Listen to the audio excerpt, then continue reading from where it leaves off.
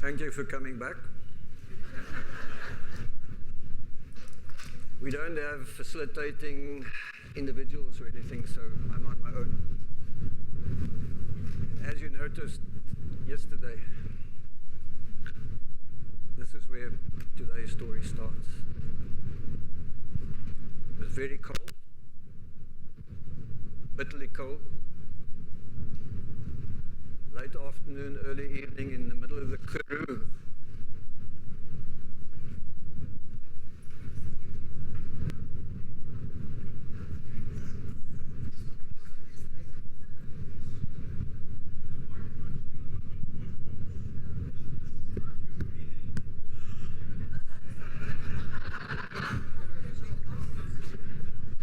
Should I stop breathing? You see what's going to happen?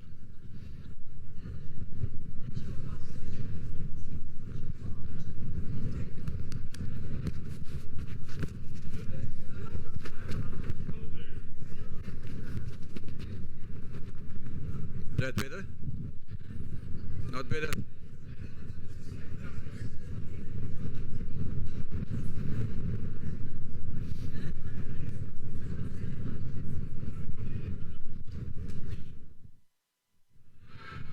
Hello?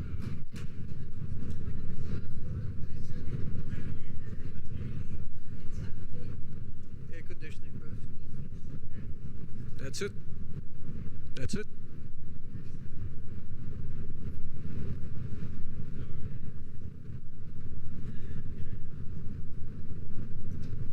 Just put it back on. Hello?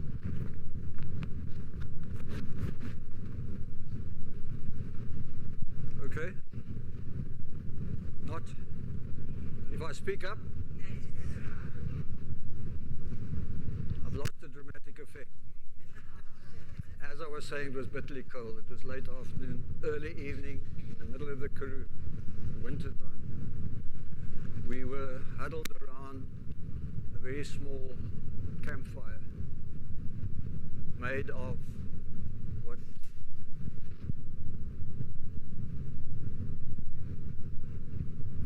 not in that area, what old Plaatjie January always said, crumbs. That part of the Karoo not exactly being well known for firewood. The reason why we were sort of hunched around this fire in a kind of sad, emotional state, as it were, only that morning, by donkey cart messenger, who came to my 1861 restored Karoo cottage in Colesberg, reed ceilings, creaking floors, low doors even for me. You can still see the evidence of staying there for 10, 15 years in the same home from home, as it were. Donkey cart messenger came and said I must come out to the uitspanning, the outspan, at the Hessequa River Bridge, where this small community of Karretjie people had been camping and did sporadically between shearing assignments. And the reason they called me out, 34 kilometers out of town, was, they said, Maatjies Verrooy het gedood. Maatjies Verrooy had died. So I immediately, Maatjies Verrooy, immediately went out to the outspan, and there I ended up sitting next to the fire with what I used to call the great philosophers of the Karretjie people. Christian Steenbok, Isaac and Koot Arnoster, like a rhinoster, like a rhinoceros. Danster Slingerse, the Slingerse having a particular implication.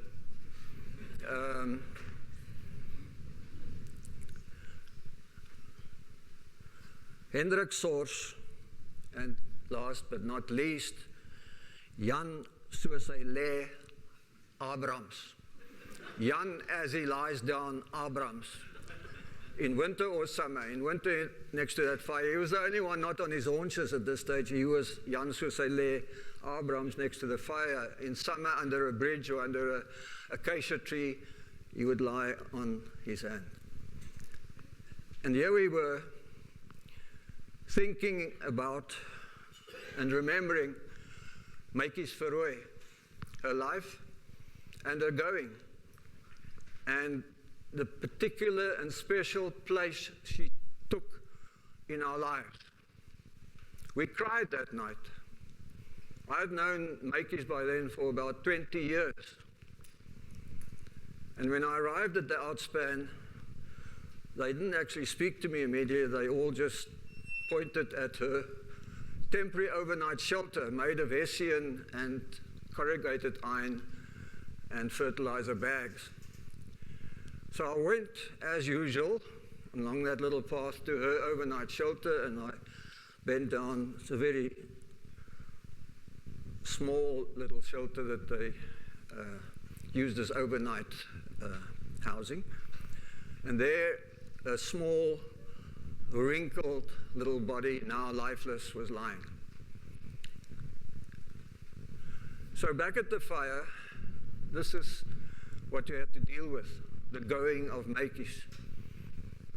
During the week, with respect, when she was sober, she would greet me with a bright, say, "Kyk my glinster my oë, how bright my eyes are this morning, meneer, mister," at one stage, to get away from the local conditioned mindset of boss. I said, "I'm not your boss, I'm not your boss, I'm Mike." I said, "Oh, but they can't deal with this Mike thing, you know. I mean, look at me, I can't be a Mike." So I said, "Meneer," and somebody in town had heard "Professor." But I'd be away for 2 weeks, come back, and they'd say, "Hello, boss, môre, boss." But Maatjies would say, on such a day, in the middle of the week, with his bright eyes, very positive, humorous inclination, disposition, "How are you today, meneer?" And I said, "Maatjies, I'm fine." Should I arrive over the weekend, Maatjies would come up to me and say, "Mike, ek is a drinker. I'm a drinker. I'm a drinker, look at me." And she'd grab me by, I mustn't grab this mic, she'd grab me by in front of the shirt and say, "How about something?" But a wonderful person, but in a sense, symbolic or representative of this community and their way of life. And we'll try to contextualize this phenomenon this morning. Maatjies Verrooy. I'd like to just jump ahead. When this, I used, with the permission of herself then, and the community, as the cover of this particular book. And in Australia, it seemed to draw quite a lot of attention. And an ex-student of mine, Cindy from Sydney in Australia, when she first saw that book, emailed me and said, "So intriguing to see the ancient genes of humankind and the kind heart of humanity shining through her face." That night we sat around the fire and discussed her and her going. They said, "Sy het gegaan van oudheid." She went because of agedness, or old age if you like, oudheid. Discussed her life and their lives and their situation. And that night, the great philosophers suggested, and we agreed, and we decided that their story should be told, and their story should be told comprehensively, and hence this extended version of their story. Now,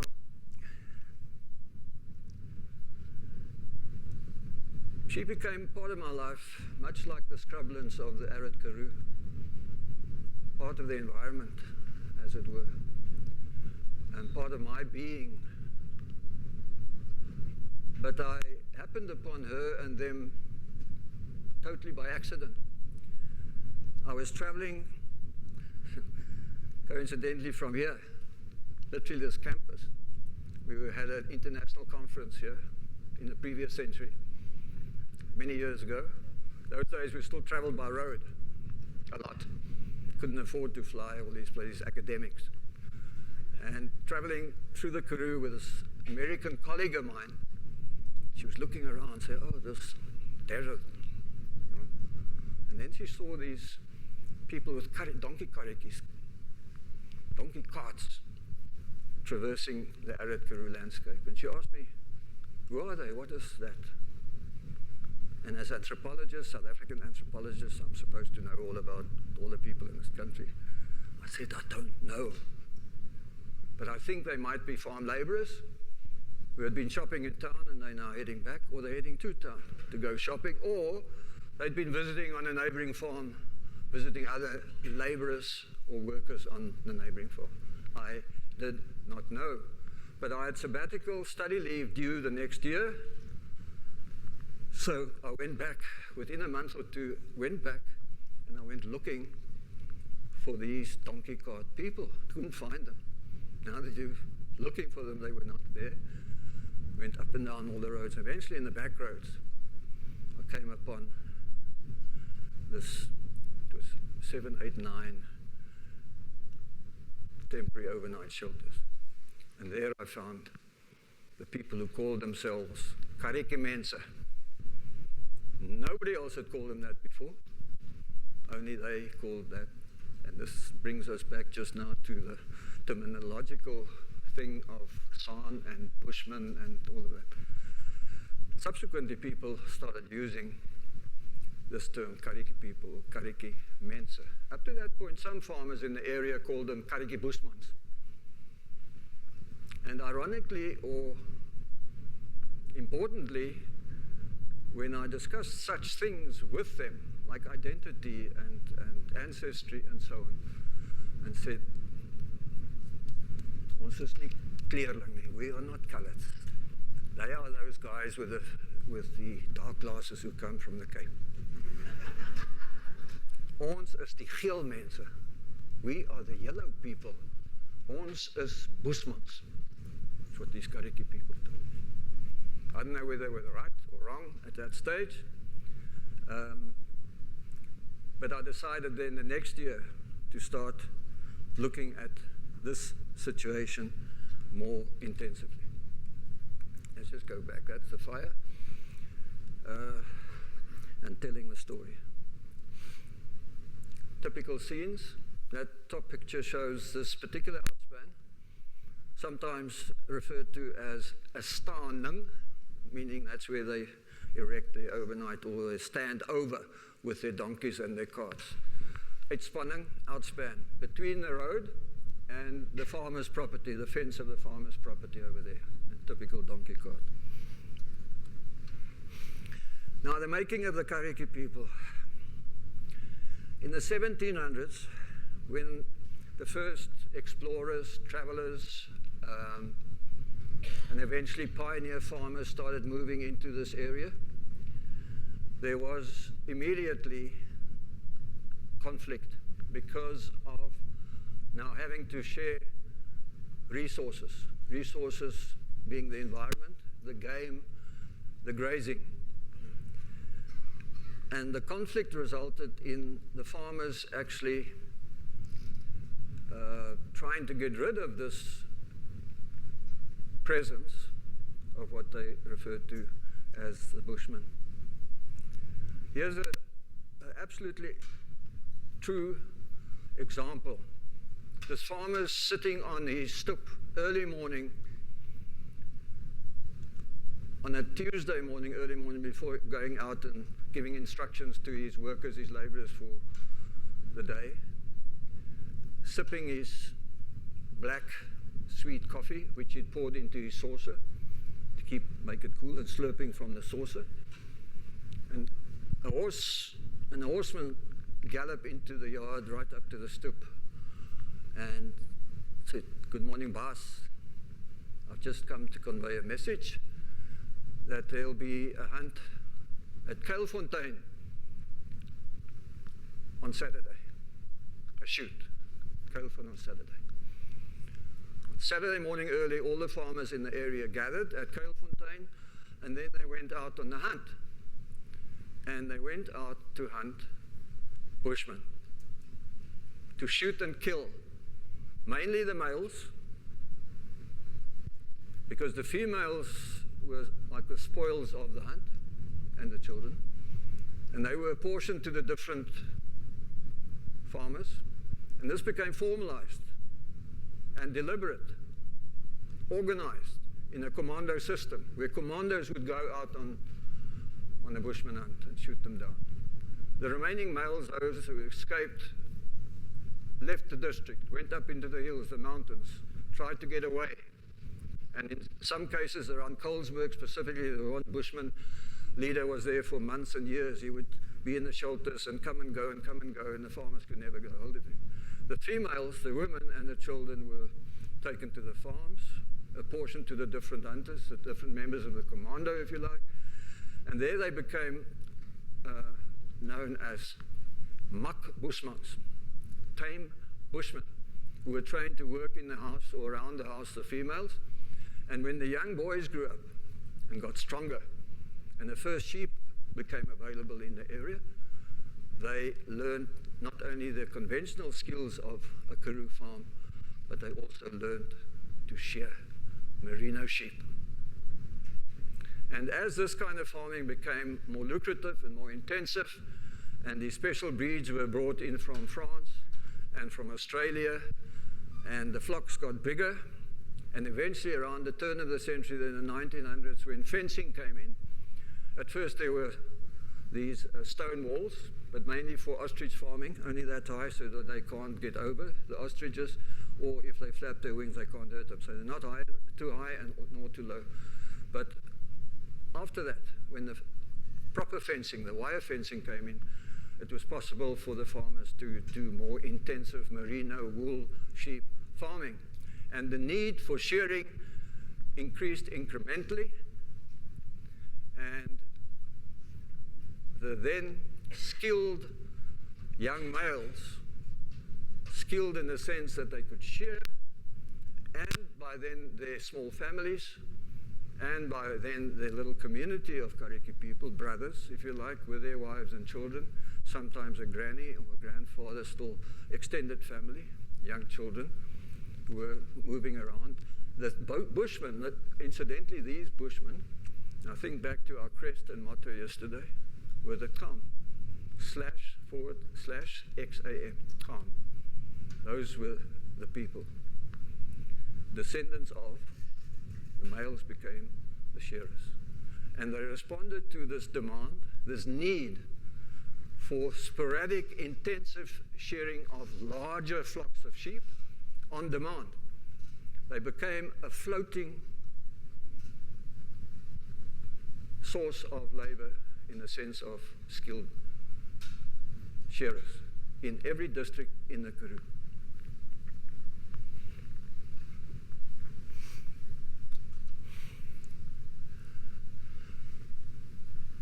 After many years of my own kind of research, anthropological, I regard it as a soft science, work with oral tradition, sometimes obviously also archival documents, other documents, participation with the people, getting information in that way. We followed up eventually in that area, and also as far as some of the other projects are concerned, with genetic analysis. And we did sampling amongst the Karretjie people. As I explained yesterday, at that stage we had to take blood, and I had to set the example, in spite of my phobia for needles.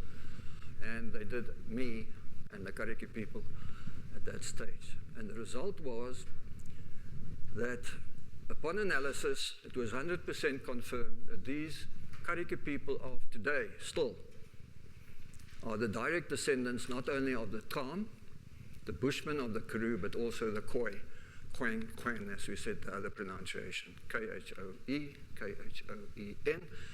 The current contemporary Khoi, incidentally, of the Karoo and much of the Free State are the Korana, and there are still descendants of them. They also just another Khoi community like the Griekwa, Korana, Hessequa, Tsainakwa, Outeniqua, Gouritsrivier, Gourikwa, all communities of the Khoi. This analysis confirmed 100%. DNA, genetic analysis, is not a debate. It's not speculation. It's a fingerprint. It says, these people were your ancestors. And not only that, that's a tree for humanity. All of us fit on that tree somewhere. Many of us have our own special little branch somewhere. The European branches are up there, the purple bluish ones. And the older branches are down here. The oldest branch is this one, the LO branch. And the oldest sub-branch of the oldest branch is LOD and LOD3. These people all belong to this sub-branch. Not only that, one male individual that we sampled, still now, and this was almost 20 years ago, 18 years ago, is still the oldest such sample ever taken anywhere in the world at any time. For ethical reasons, unidentified, this gentleman, they are descendants of the oldest genome, the oldest group of humanity in Southern Africa. Now this reflects and refers back to some of the things that we were starting to say yesterday, these forgotten people, yet earliest and the earliest people of South Africa.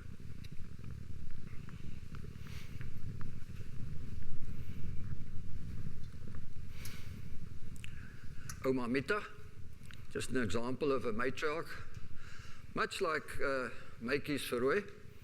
Maatjies was much more of a character though. Mamita was much more really a matriarch example, not only to her children and other relations, but particularly to her grandchildren. She fell off a donkey cart at one stage though, even years before I met her. And because she wasn't treated properly, or she wasn't even taken for treatment anywhere, she ended up hurting her back to the extent that the only way she could still walk anywhere was like this. And they would put her on a donkey cart on a regular basis and take her to Colesberg, to the appropriate office, so that she could draw her pension, which also didn't exist when I started working with them. They weren't registered. They weren't eligible. They were not getting pension because their births weren't registered. They were invisible in terms of that community and in terms of our society. But once we managed to facilitate the fact that they could get pension, in their case disability and old age pension, which was a meager amount. I think at that stage it was like 750 rand. The entire little community at the outspan at the Hessequa River would for weeks on end live off that amount in between shearing assignments. Because shearing is not a daily, weekly, monthly, not even in the Karoo where the farmers shear different lengths of wool. Some shear at 6 months, 9 months, 12 months, depending on what kind of market they're aiming at. It is sporadic, but it's not continuous. So there are very lean periods. They would shear at a farmer for 2 weeks. 3, 4, 5,000 sheep. If it's not interrupted by rain, then there's no income because they don't shear wet wool. After those weeks, and during those 2 weeks, they would buy in the store, the store of the farmer, where he has basic supplies like tobacco, importantly, sugar, coffee, mealie meal, and stuff. They would buy on the book.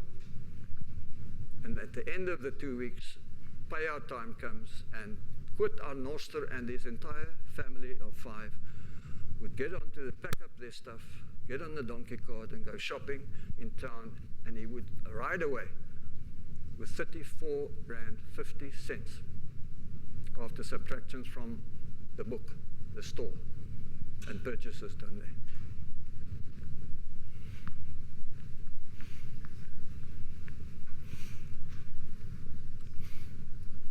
Symbolic of Karretjie people. As I say, they are invisible people. That sign, incidentally, is in the Karoo town of Daar. No donkey cart people allowed. They have to park outside, and maybe if they want to walk in and then buy something with their 34 rand or so, they can come and go to the co-op or one of those shops and buy as much as they can afford. Very much still the invisible people, despite the fact that they render an indispensable service to the agricultural economy of the Karoo. That has changed. That is changing because of competition outside, unionized shearers coming in. The Karretjie people call them the elektrische manne, the electrics, because they come with these fancy electrical shears and machines. They're much quicker, they're not neater. Karretjie people are a little slower, but they are better, they're neater, and they don't nick the sheep as much as these other people who are going for time, and they're just churning up. They might do 50, 60 a day. The best Karretjie person that I ever encountered was in the 40s and maybe 50. Excellent, one of the best. Even went to Australia and won the prize as the best shearer for hand shearing. Excellent shearers. And they spend their time in the shearing shed. They have to catch the sheep. As you know, some of you might have a Karoo experience from the holding pen.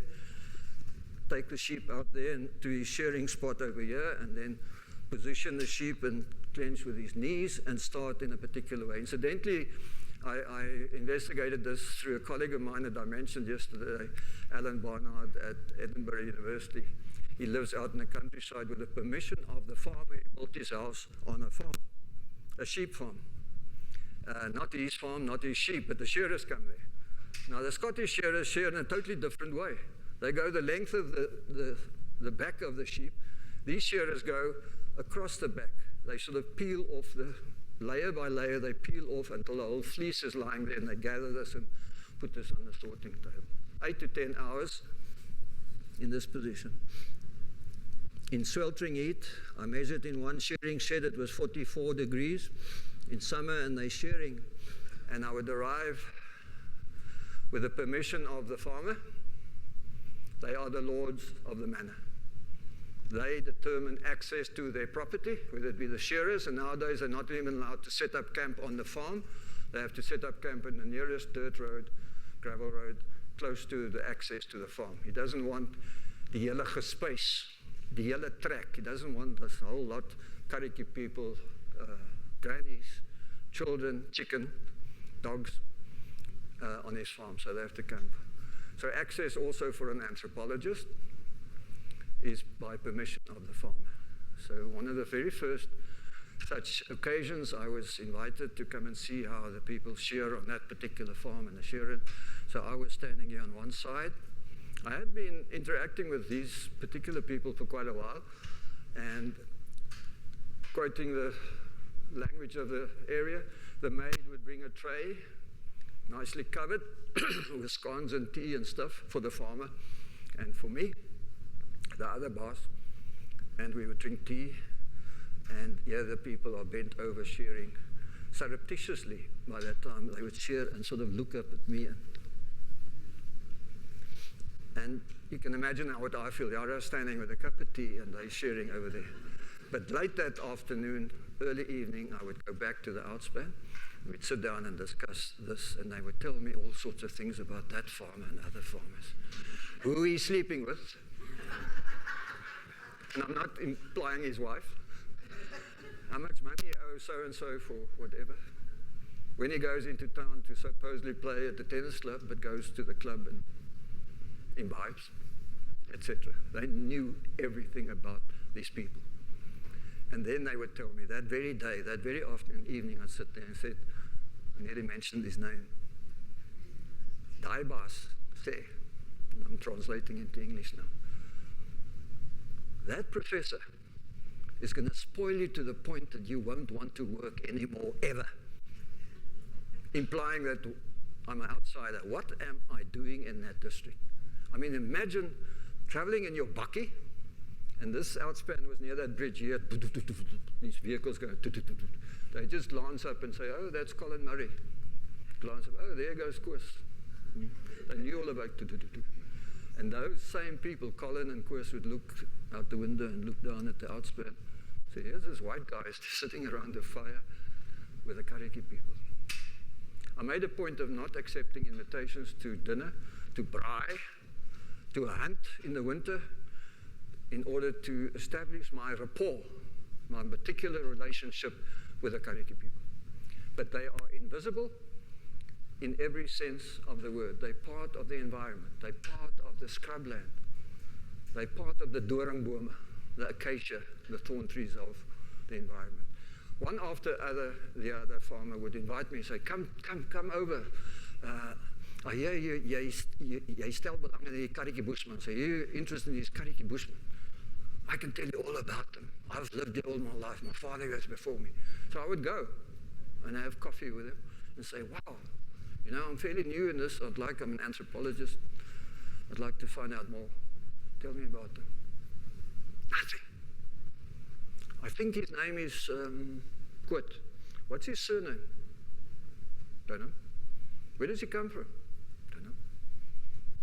Where are they originally from? I don't know. I'll go and ask my foreman or foreman. Maybe they knew nothing. Third generation farmers, third generation Karretjie people, third generation Shearers. They knew nothing about them, really.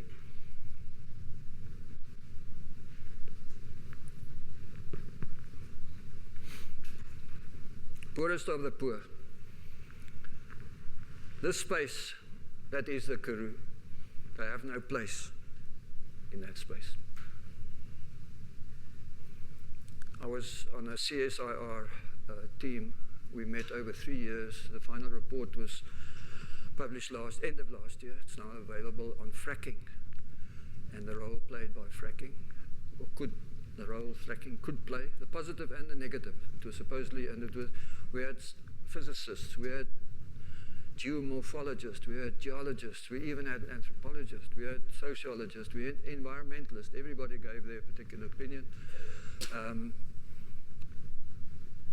with no implication at all. The positive, as they say, it's an economic injection. It'll be wonderful for the Karoo, gas, better kind of energy, job creation. Job creation, incidentally, nonsense, because you need specialist people for that, particularly at the exploitation, not the exploration phase.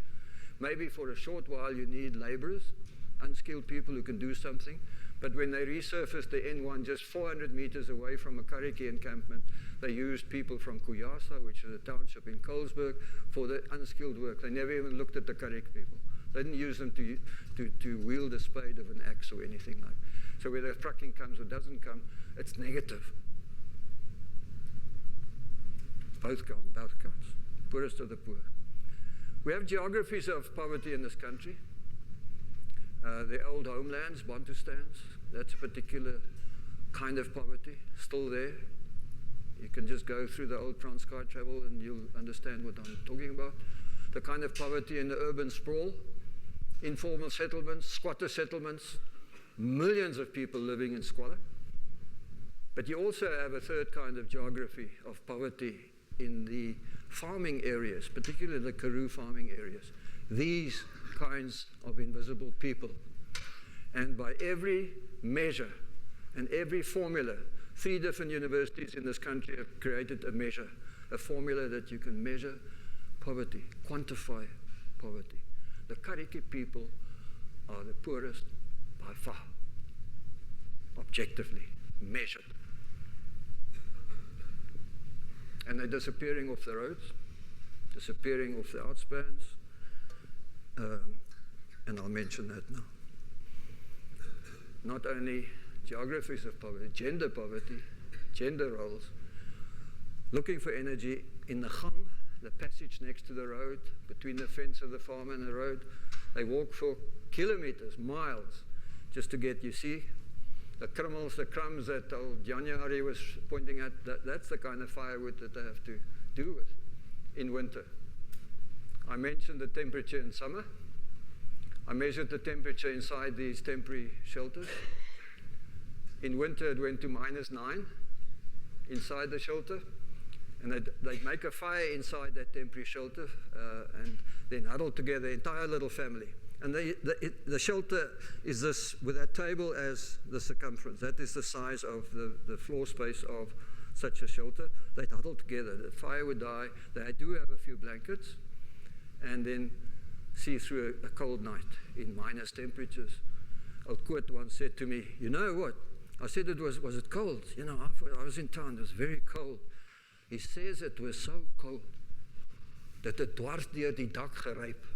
it frosted right through the roof because the vapor of their breathing, of course, it looked like an igloo inside. It looked like an igloo. It was white and icy inside. And they were huddled together. And they always stay in that position for practical reasons, but also for obvious reasons. They couldn't move. They had to fall.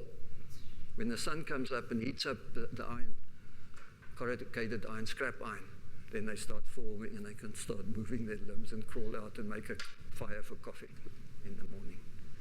Incredible situation, incredible conditions that they live in. And the women have it all. They stay at home, some of them, most of them. Some are also invited to the farm as extra help around the house, to help the in-house domestic, sweep the yard or something like that. The men obviously are away shearing in the shed. That's an encampment. That's Slingers downstairs. Slingers are there on the left. Emma and her son in front of her little shelter. And on the right, that is Tuk Tuk, one of 4 children of Coenraad de Buys, Tuk Tuk Arnoster, Renoster, Rhinoceros. A lot of these names, Steenbok, Springbok, Arnoster, you find those sorts of names amongst them. And he was privileged to give this little foal a name. The young son gives the donkey the name and retains that name in perpetuity. When we started initiating schooling at the farm schools, I got significant money from United Nations and also from a private benefactor in Johannesburg with old money. He liked some of the articles that he read of mine. The Karretjie people said, oh, we'd like to help these people. So we got a mobile team. The system was called SALT, Skills and Literary Training. So we tried to teach the women skills to make things, to augment their income. It was a holistic sort of approach, trying to do all sorts of things. And it was also literally a literacy exercise. So that, and this was an ethical decision we had to take 2 decades ago, to decide that we are in fact going to be instrumental in changing the way of life of these people. It's a massive responsibility. But we had to make a call because they were illiterate. They still are. A lot of them are still illiterate. We managed to facilitate mobile teaching units. We had to follow them. The teaching, our Constitution, the Bill of Rights, spells out the right to education for every South African. They didn't get any. They were illiterate. They still are, many are. We managed to facilitate for some of the children to be accommodated at farm schools, arrange transport. And then we had these mobile units. We had to take a blackboard and all the other equipment to them, to the outspan. We traveled the whole Karoo, had 5 teams with this money we had going to them and teaching them. Practical problem, the men are in the shearing shed in the week for 10 to 12 hours. When they come out of there, they're tired. Over weekends, they're tired and they'd have a few drinks. With a poor diet and a few drinks, it had disastrous results on them. No learning. We had a measure of success with the females, with writing and reading. Endemic poor quality of education in South Africa, the farm schools I've mentioned. There wasn't a culture of learning amongst the people. We started managing to do that. The parents started discussing and saying for the first time ever, through all these generations, I actually think it's a good thing that young Koet should go to school, because when I come to town to that office, there are all these papers, and they ask me to sign and fill. I don't understand. I can't read that stuff. I don't have access to those sorts of the bureaucracy. I want my son and my daughter to learn to write so that they can, on my behalf, negotiate those forms and the bureaucracy. Itinerancy, moving around, we had to try to adapt to that. Typical, that is one of twins named Rocky's little dress. And those are the toys, stick dolls, stock popper on the right that she makes. Just above the stock popper, you see a clay cart, a donkey cart that her twin brother made. And below On the left, typical. You have to go to a windmill somewhere and fetch water with a donkey cart. And sometimes the farmers won't even allow them access to that part of the property to get the water. And the Hessequa River I mentioned was not always in flood, obviously, being the Karoo, and water wasn't easily available. Some of the clay toys that Rocky's twin brother, they called him Okie, little fellow, little dress and little fellow, the twins. They are now grown up with families. And he saw some of this. I once just observed while 3 or 4 of these little guys were playing with their donkey carts, but also with clay animals and so on. And the one would stand up and shout at them in Afrikaans, their kind of Afrikaans, which incidentally, I've got a paragraph of Afrikaans here that Afrikaans-speaking people can't understand. Karretjie Afrikaans, the idiom. This is why I eventually did this book also in Afrikaans, because this is what the market, it's not a lucrative market, this Afrikaans one. I didn't translate that book. I rewrote this and tried to capture some of the idiom of the Karretjie people in this book. And people are quite interested in that as well. And this one little guy was shouting at us, Marianne! I said, what's going on here? You know, Okie said, no, I'm the boss. And these guys, they're working for me on the farm. I told them, don't be so lazy. Go and do that and that. So they're enacting what they were exposed to for their entire life, you know, on the farm. Play acting the pattern of the wider society. I mentioned the shale gas, contextual variables. Other contextual variable, other shearers coming in, organized shearers, on demand that on a Monday at 7 o'clock they would be there, unionized, managed well. Sometimes, and the local farmers knew, if you want the Karretjies, sometimes, many of them still preferred Karretjie because of what I said. They might be slower, but they're better. And also, importantly for the farmers, they can actually order them around and demand certain things and scold them and so on. So competition for shearing, and not least, game farms. In the Colesberg district, again, 3-4 farms were gobbled up by outside buyer, put down the fences, took out the merino sheep, put in game, no more shearing for the entire Karretjie community in the western side of Colesberg because of a new game farm. So they're faced with this. So the ethical call that we had to make seemed to be the right thing, to try to ensure that they have other options, other possibilities, other than just being good shearers. Christine on the way on the back of a Karretjie, fully loaded with little dog and chicken. And these are the kinds of things that the farmers eventually would not allow on their farm anymore. They had to camp somewhere close by. Now, the projects, I said, the teaching projects that we had, it was a comprehensive program. It's actually 2 projects. The one refers to preschool children trying to orientate, because they would end up, even at the farm school, these young kids, never ever having held a crayon, a pencil in their hands. They didn't know how to. And that applied even to the adult women. When we started with their literacy program, we had to, as you can see there, start off the index finger. They literally weren't used to grasping a thing like a pencil to write. So we started, they clear it, the facilitators got them to clear a spot in the dust, and they would write A, B, C, and eventually very basic sort of reading stuff. I'd been away for a number of weeks and went back to one of these sessions out at the Outspan.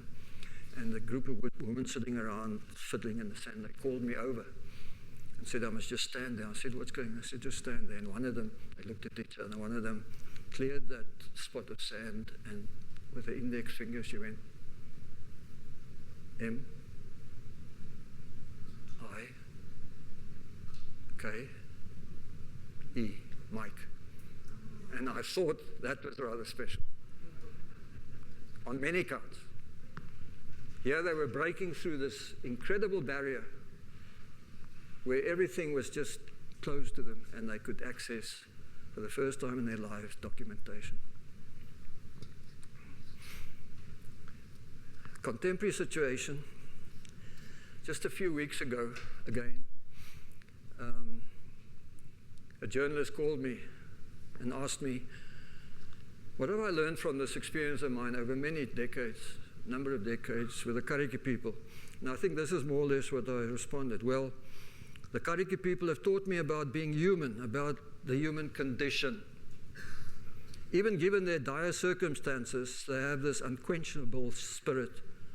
For them, each day dawns brightly, and their outlook is always tinged with a humorous disposition. And then I mentioned that response I had from Australia in terms of the cover there. And if I can share, a very prominent Afrikaans writer had this, and I'm going to do this in Afrikaans just to retain a bit of the idiom and immediately give you the translation. This is the writer Etienne Leroux, very well known in Afrikaans literature. And this is what he wrote in one of his books. Johannes Garries kyk na die swart Karoo, dis sy wêreld, die ongenadiglike wildernis wat hy liefhet. Donkie karretjies met 'n gedeelte van die familie op pad, asook 3 skape, 'n hoenderhok met 2 henne en 'n haan op die flap van die karretjie. Hy het skielik sy armoede en die wildernis lief. Johannes Garries looks at the swart Karoo. This is his world, the merciless wilderness that he loves. Donkey cart with part of the family on the road. Also 3 sheep, a chicken coop with 2 hens, and a cock on the flap of the cart. He suddenly loves his poverty, and he loves his wilderness.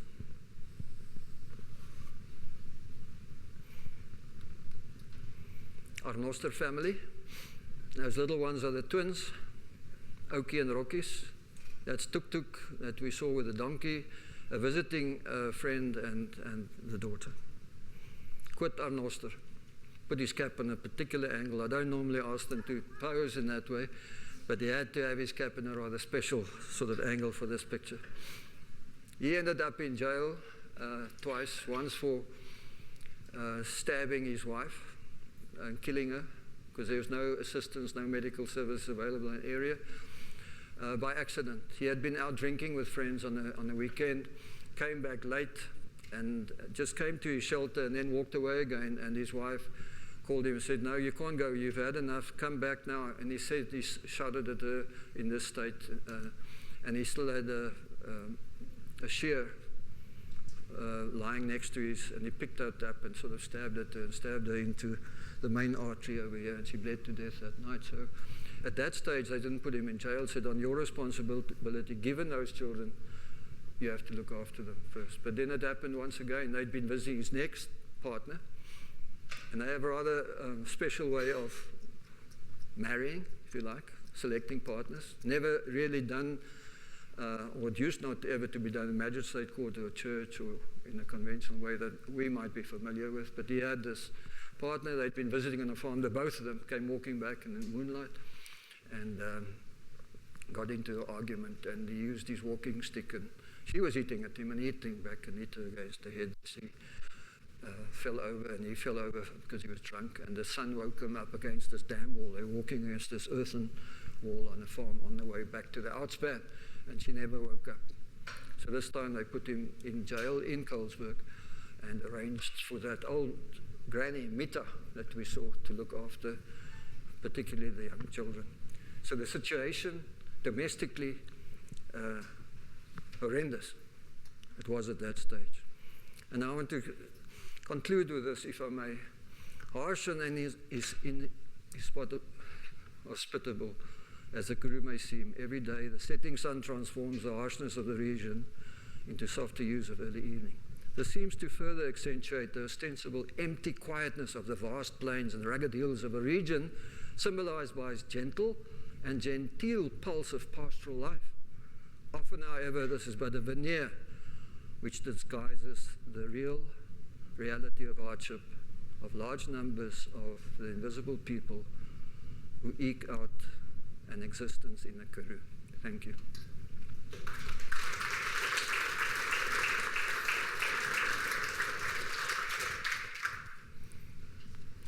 We're nicely on schedule again. And the chairman says, the chair lady says we can take questions. Can you tell us how many Karoo people are They have not died out. Their way of life we're talking about, a minority. Very few of them are still on the road. Very few of them are literally still shearing as itinerants, moving their donkey carts from farm to farm. In only some districts and only some parts of some districts you find this. Many of them are now, most of them are now in informal settled squatters on the periphery of Karoo towns.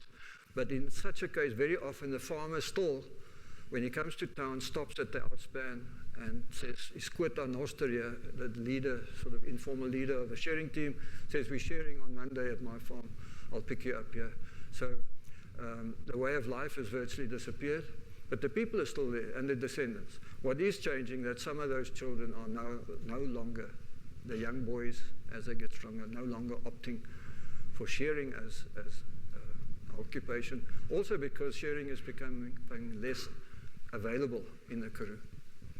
When we started out with this, even then I couldn't answer your question properly. How many Karretjie people were there in, this was 91, when I passed through with that American colleague and we saw the Karretjie people.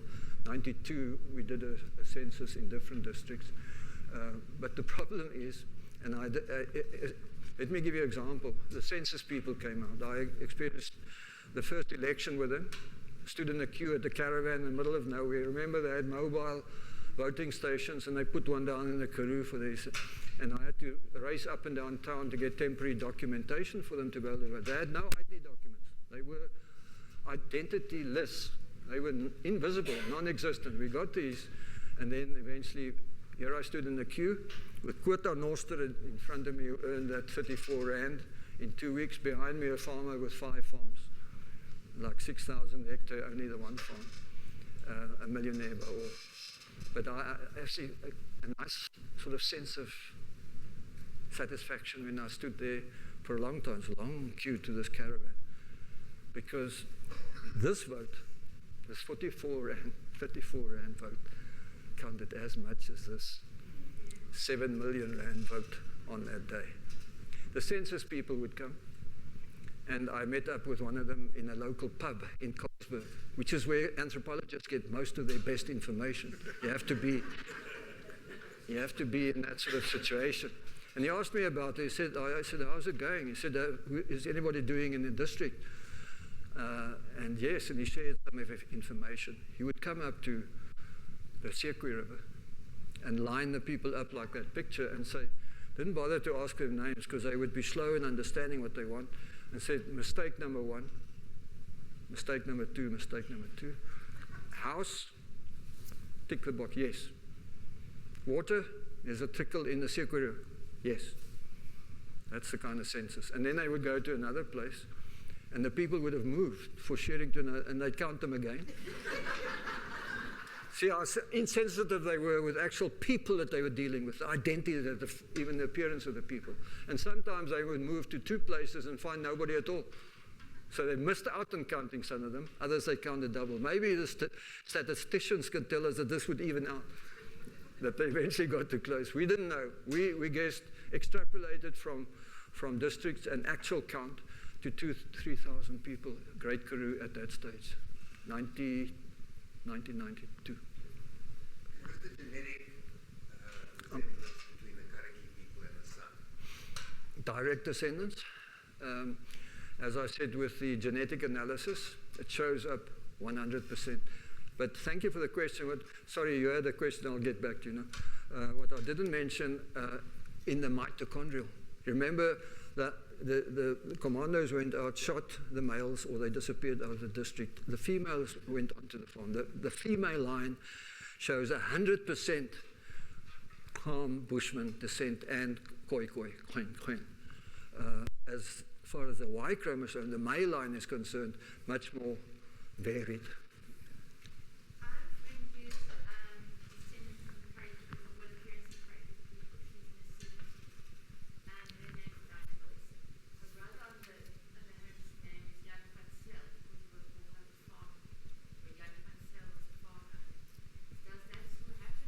Yes.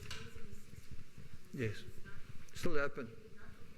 What happened when, in the early days when I arrived on the farm,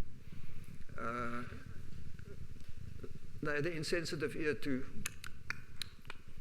if they even asked, what is your name? They didn't get it. They would get, if they got a response, it would be, say, okay, Geelboy. And if it's a Joubert, if he goes away after generations, he'd become Joubert because he worked for a Joubert on the farm Kleinfontein. And not Klein, but Geelboy of Swartboy, because you're a bit darker skin. Jy's Swartboy, jy's Geelboy. Witboy, jy lyk amper soos 'n witman. Witboy. They gave them names and they retained those names. Even now. Yeah. Yes, sir. How widespread were these people? Were they, for instance, in the Hunt on the one hand, down in Ladysmith?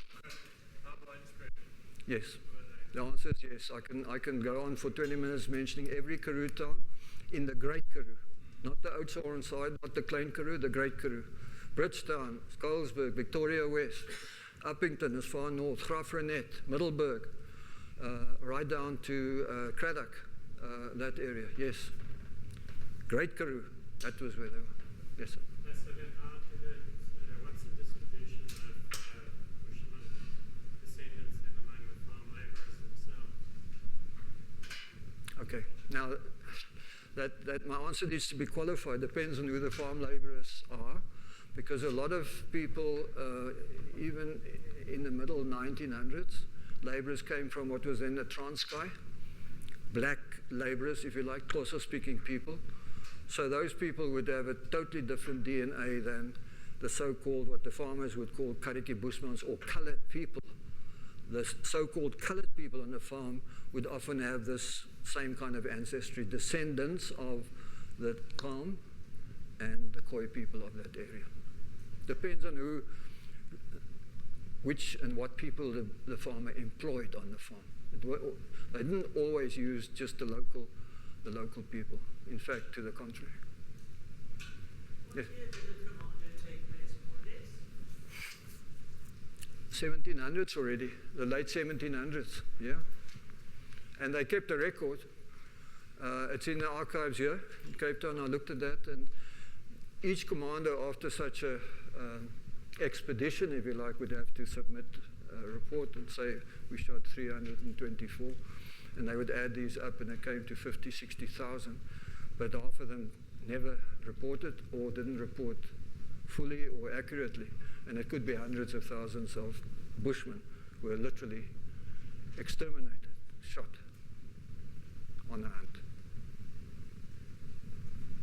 Does your research overlap with Garth Sampson in the Hessequa Khoekhoen Valley? Very nicely. Garth and I spend a lot of time in serious debate and conversation.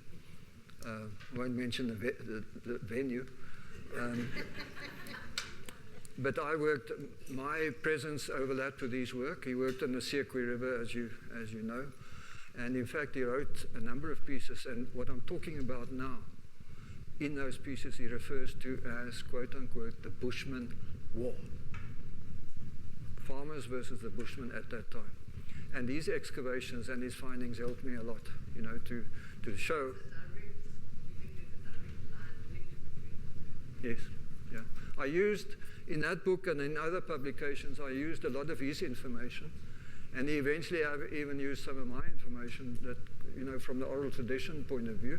And also I found some sites and places, particularly around homesteads, where I saw the remains of things that looked intriguing. And not looking with an archaeological eye, I asked other people, and he came back. He was still coming back at that stage to South Africa. And then he found new places to excavate and to look at things. His project was one of the biggest ever in archaeology, mainly because it wasn't excavation. It was a surface survey. He had a lot of students, as you know, year after year after year, and they would walk the Karoo at almost arm length. And like I showed one shelter. You remember yesterday there was one slide with just a circle of stone. That was the old Bushman shelter. That's the kind of thing that Garth found hundreds of. Hundreds, because this is the archaeology they were doing. Surface surveying. Are there parallels to the Australian Aborigines at all? And where would they sit on your tree? They fit on a tree fairly low down as well, of the oldest